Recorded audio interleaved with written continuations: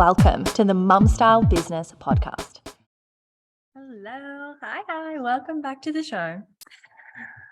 All right. We'll get some serious talk.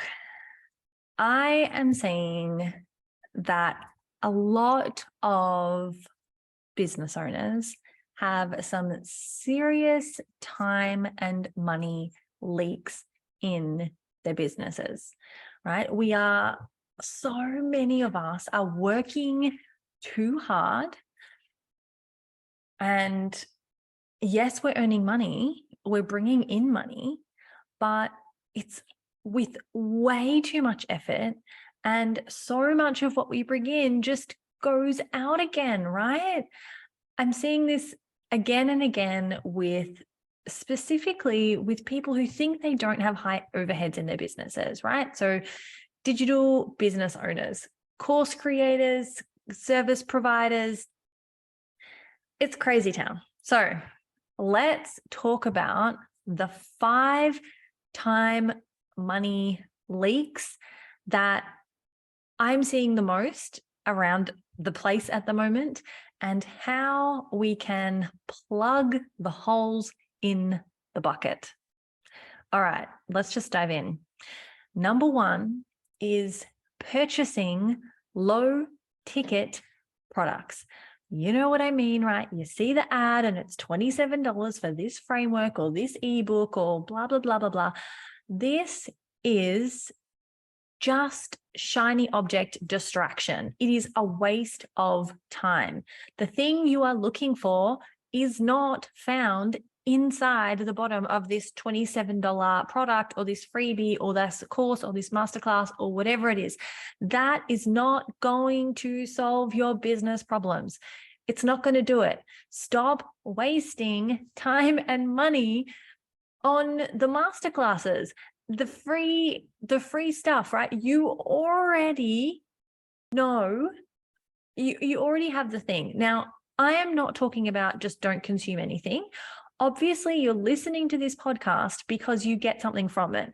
So I hope that you keep the things in your life that you have chosen, that you are embedding into your life for your personal and professional development, and you are not being distracted by the random ad on Instagram that tells you that, this coach made $1 bajillion in 3 days and all she needed was this blah, blah, blah, blah, blah. That's what I'm talking about. I'm not talking about the regular podcasts that you consume, the books that you're reading, the program that you're signed up with. I'm talking about the freebies that are distracting you, that you did not seek, that they came to you in an ad, right? That's what I'm talking to you about.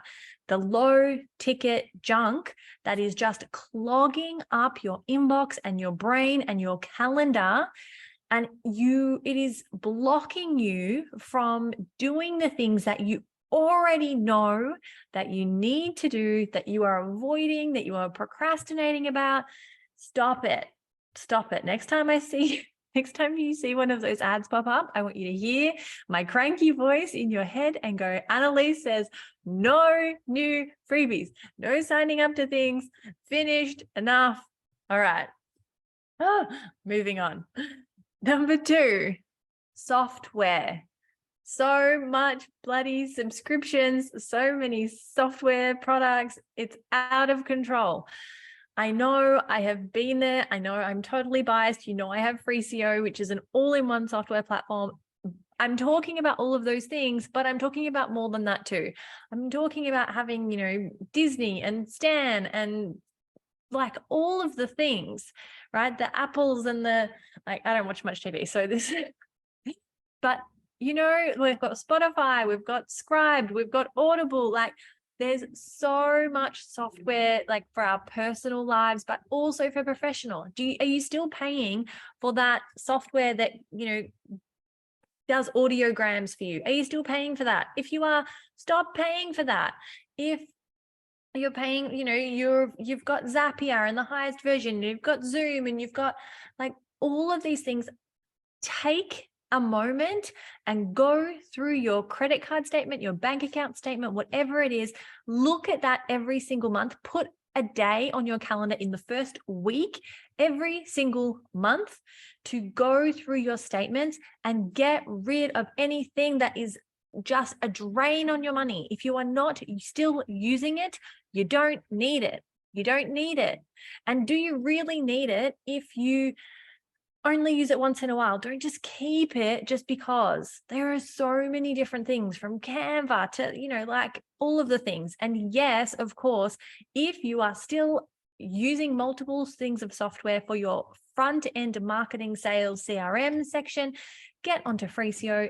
We've got a free 10-day trial. Check it out. It will save you so much time and money to have all of those things in one place. Our clients have like 14 or 15 different software platforms that they're pulling all into one. So yes, please, for your sake, it is going to save you so much time, money, headache. It is an amazing thing. That's not what this is about. So check out Freeseo, but really audit what other software products are you using? What have you bought? What have you signed up for? Cull. You do not need to be like really simplify. What do you actually need? What are you actually using and need on a daily basis or weekly basis inside your business? Keep those things. If they are saving you time, then they are saving you money. If they are not saving you time, if they are adding something for you to do, they are not saving you time and money, get rid of them. We all have these things like hiding, these cobwebs in the closet. Time to clean out, my friend. Time to clean out. All right. Number 3 is the wrong people. We have the wrong people in our circle of our business. Either we've got the wrong contractors or people who have, employees that have hung around a little bit too long. I totally abide by the saying, by the adage, whatever you call it, to hire slowly and fire fast. Now, I am a sensitive person. I like to please people.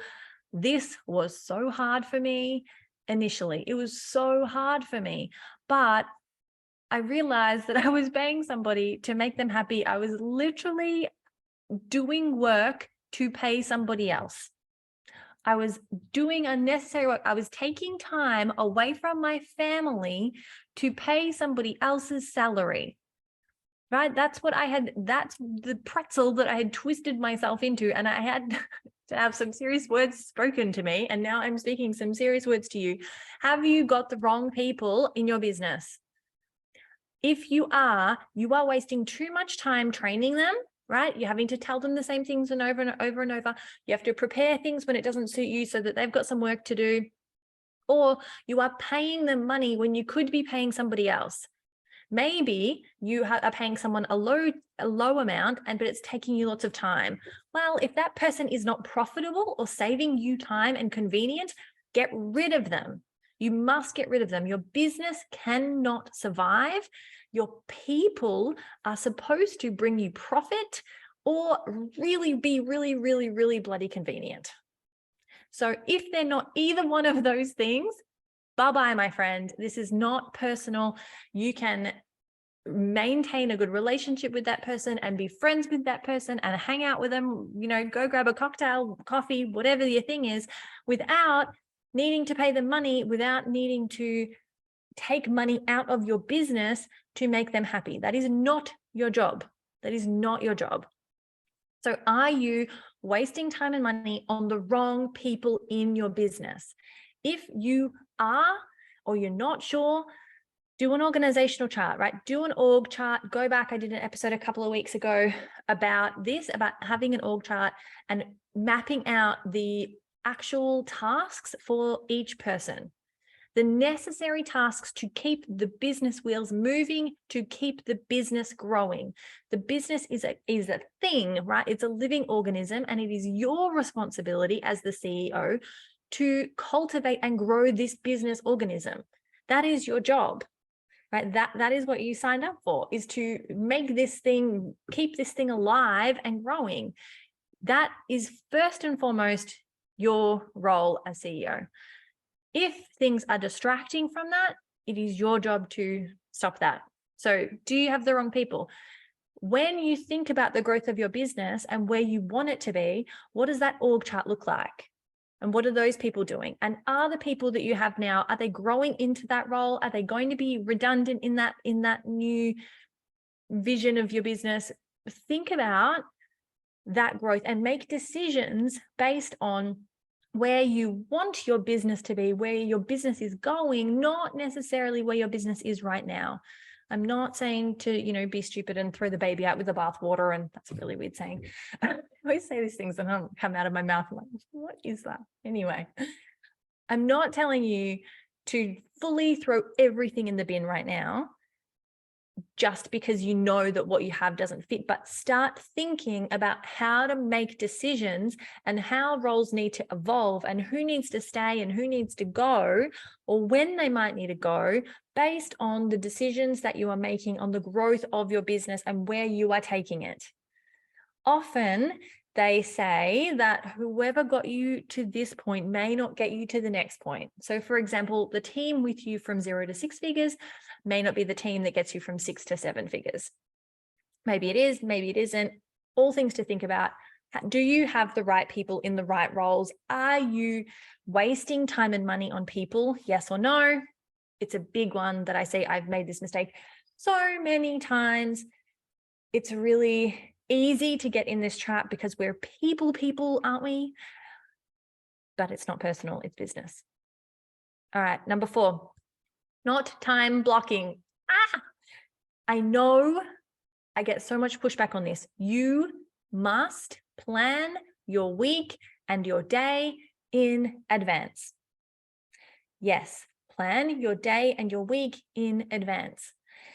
Why? Because this is how you make sure that you are doing the right things in your business. We know what our goals are, right? So we should have done our 12-week plan. We should have tasks and things that we want to achieve each week. Those then will need to be on the calendar or they're not going to happen. We'll get emails, the phone will ring, we'll get swayed by the Instagram reel that we see to do a new email magnet, whatever, blah, blah, blah, right? If you do not take control, take the reins on your time, someone else is going to do it for you. Someone else is going to do it for you. You have the responsibility to grow your business, to get to your goals, right? You are here. Your business is part of your purpose. This is what you are put on the planet to do. And so you need to control your calendar. That means not checking emails first thing in the morning. Do not do it. You don't need to. If you need to, all you're allowed is a quick scroll to make sure nothing is on fire. Do not open anything unless it looks like it's a fire. If it is a fire, deal with the fire, close the inbox, and move on to what your priorities are for your day. Time block your day. The people who are not time blocking their day, it is just getting away from them. Every single day, we need to have 1 to 3 priorities that we have to get done. Highlight them, bold them, whatever it is you need to do. Those 3 things, get them done. 1 to 3 things, get them done first. And then open up your inbox and then accept phone calls, return your phone calls, do any work that you need to do. But first, put in your priorities, because otherwise your time is just going to be eaten. Our businesses are I've said this before, super hungry, growling, ravenous monsters, and they eat time and money. That's what they do, right? Our businesses are time and money monsters. And if you don't put your business on a diet by managing your calendar, it is just going to go out of control. Your business will never be done. It will never have enough of you, ever, ever, ever. You cannot do enough to satisfy everything that you could do, everything that you want to do. We're super creative, right?